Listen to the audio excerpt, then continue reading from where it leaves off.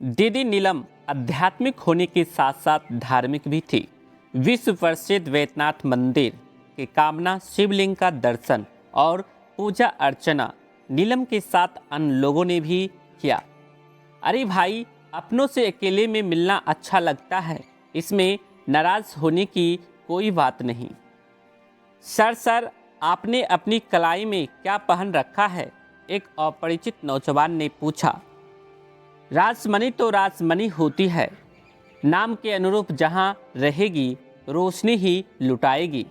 परिचय, प्रणाम और स्नेह के लेन देन में बदल गया।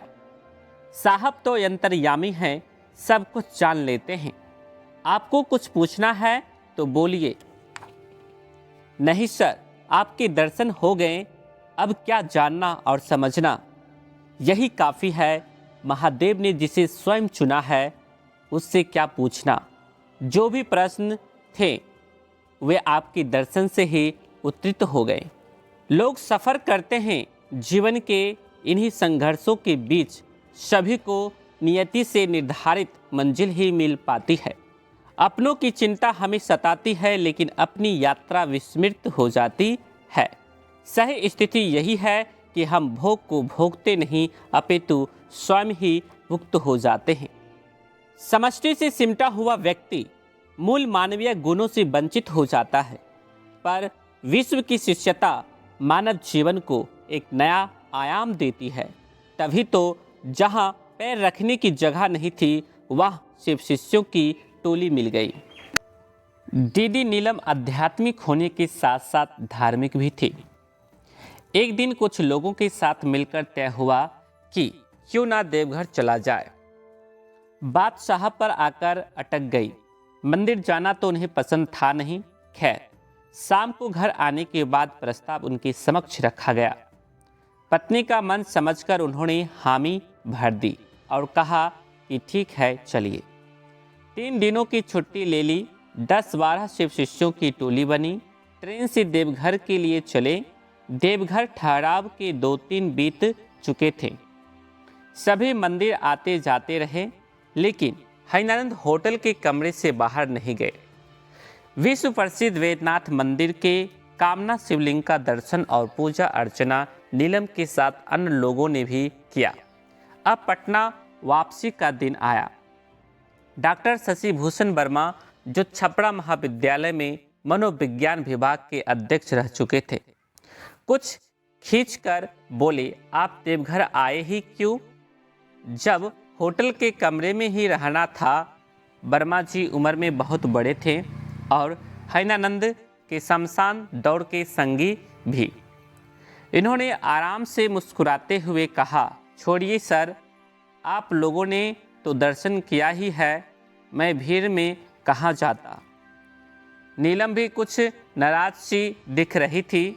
अरे भाई, अपनों से अकेले में मिलना अच्छा लगता है, इसमें नाराज होने की कोई बात नहीं। सवेरा उतर चुका था।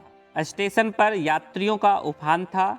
1-2 पूर्णिमा का दिन, उस पर से जसीडीह स्टेशन, जसीडीह वैद्यनाथ धाम जाने के पहले एक मुख्य स्टेशन है। साहब के साथ शशि भूषण वर्मा भी स्टेशन पर खड़े थे। नीलम आनंद के प्रति इनकी विशेष आस्था थी। वे उम्र में काफ़ी छोटी थी, तब भी ये आदर से उन्हें नीलम जी कहा करते थे। चेहरे पर आए पसीने को पोंछते हुए इन्होंने कहा, आपका अनुमान ठीक था, वाकई आज भीड़ ज़्यादा है इंद्र जी। हाँ, आज पूर्णिमा है। हजारों लोग वैद्यनाथ धाम जलाभिषेक के लिए आते हैं। ट्रेन के आने में 20 मिनट देर है। चलिए तब तक पान खा लिया जाए। हो सकता है अभी जो गाड़ी आ रही है उससे कुछ लोग चले जाएं, अच्छा रहेगा। चलिए। भीड़ अगर ऐसे ही रही तो दूसरी गाड़ी से चला जाएगा, ऐसा क्या है। दोनों साथ बढ़े। फिर प्रोफेसर साहब को किताब की दुकान दिख गई। अब किताब की दुकान और प्रोफेसर एक दूसरे के सामने रहें और रूबरू रू ना हो, ऐसा हो सकता है। उन्होंने कहा, आप पान खाकर आएं, तब तक मैं मैगजीन देखता हूँ। हैनानंद पान खाने प्लेटफॉर्म से बाहर चले गए। पान खाकर लौटे तब तक शशिभूषण वर्मा बुक स्टॉल पर ही खड़े इंतजार कर रहे थे।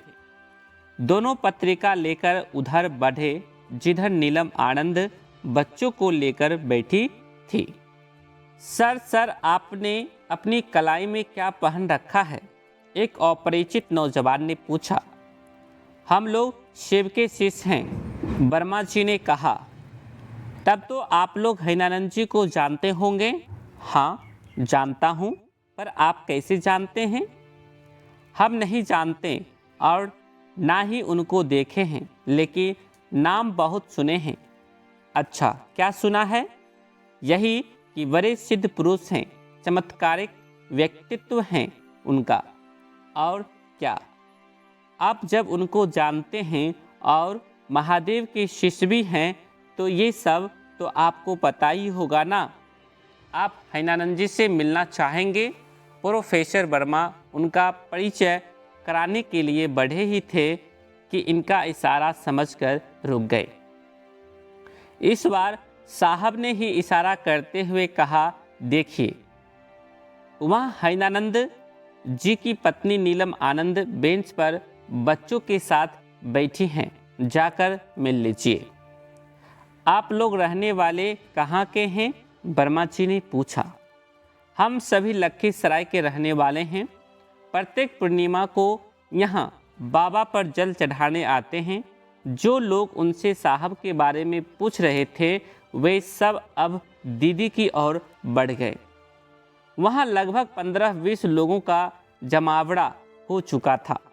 रासमणी तो रासमणी होती है, नाम के अनुरूप जहाँ रहेगी रोशनी ही लुटाएगी। उन अपरिचितों को परिचित बनाने में उन्हें जरा भी समय नहीं लगा। कोई पानी ला रहा है, कोई बच्चों को बिस्कुट दे रहा है।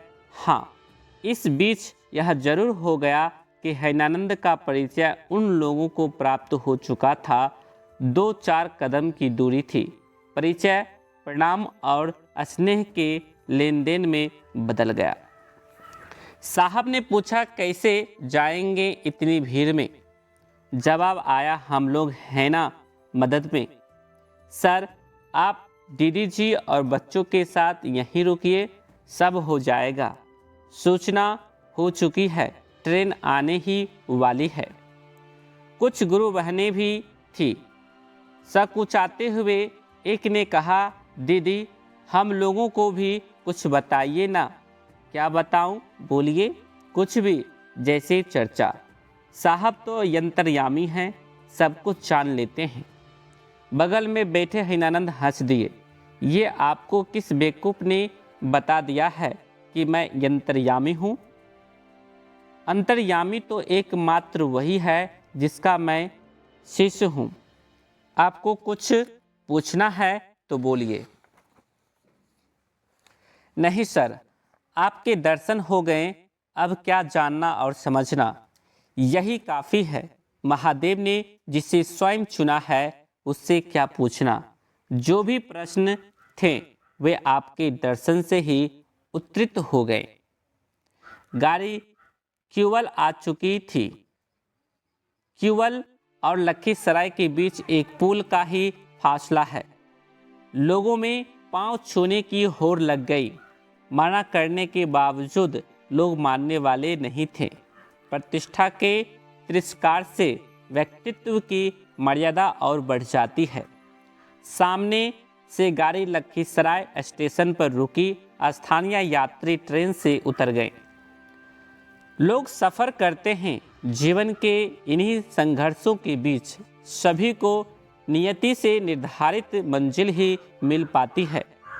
सभी की अपनी कहानी है। सांसारिक सुखों की परिधि में हम दीर्घकालिक योजनाओं की परिकल्पना और उसके कार्यान्वयन में जगत की अपनी अल्पकालिक यात्रा भूल जाते हैं। अपनों की चिंता हमें सताती है, लेकिन अपनी यात्रा विस्मृत हो जाती है।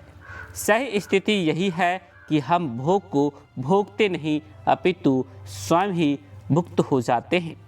किसी भी भोग को भोगाधिपति की तरह भोगना तथा स्वयं भुक्त हो जाना दो पृथक स्थितियां हैं। हम सुख के साधन एकत्रित करते हैं, लेकिन उनसे हमारा लगाव, उनके रखरखाव की चिंता एवं विलगाव का भय हमें दुख देता रहता है। निर्विवाद रूप से अपने सुख के लिए निर्मित संबंध एवं सामग्रियां ज्ञानाभाव के कारण हमें प्रताड़ित कर संत्रास देती हैं। समष्टि से सिमटा हुआ व्यक्ति मूल मानवीय गुणों से वंचित हो जाता है, पर शिव की शिष्यता मानव जीवन को एक नया आयाम देती है। तभी तो जहाँ पैर रखने की जगह नहीं थी, वहाँ शिव शिष्यों की टोली मिल गई और सभी सुरक्षित अपने गंतव्य पर पहुँच जाते हैं। पटना उतरते ही ट्रेन का टीटी लपकता हुआ इनके नज़दीक आया और पूछा, सर गाड़ी कहाँ है आपकी? बाहर। क्यों, क्या हुआ? चलिए आपको गाड़ी तक छोड़ देता हूँ। टिकट परीक्षक श्रद्धावंत था। कोई बात नहीं, मैं चला जाऊँगा। साहब आज तक समझ नहीं पाए कि उस टीटी ने इन्हें पहचाना कैसे। सभी को प्रणाम भाई बहन। इसे पूरा जानने के लिए पुस्तक अनमिल आखर ऑनलाइन ऑर्डर करके अपने घर मंगवा सकते हैं। लेखक अनुनीता दीदी हैं। इसे ज़्यादा से ज़्यादा लोगों के बीच शेयर करें ताकि दूसरे लोग भी इसे सुने, जाने और समझे। चैनल पर नए हैं तो सब्सक्राइब करें चैनल को, ताकि नई वीडियो सबसे पहले आपको प्राप्त होगा। आप सबों को मेरा प्रणाम।